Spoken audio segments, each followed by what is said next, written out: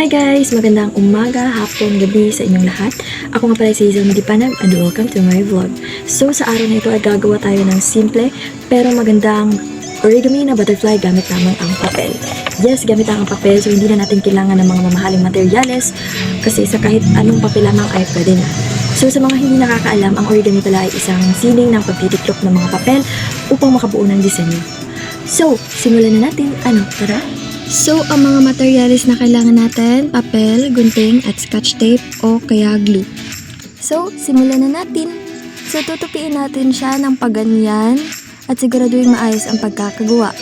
Sa bandang dulo din ng papel, tutupiin din natin siya para ating gugupitin.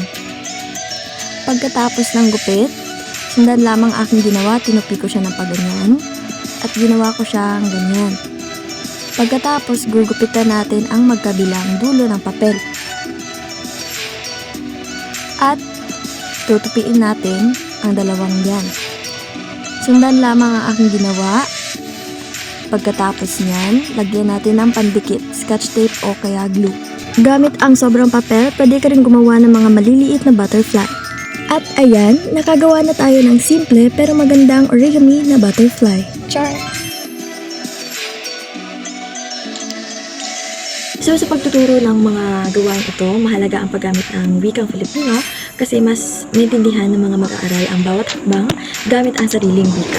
So sana'y nasubukan nyo rin gumawa ng inyong sariling origami na butterfly at tandaan sa isang simpleng papel, pwede kang gumawa ng isang bagay na may kahulugan.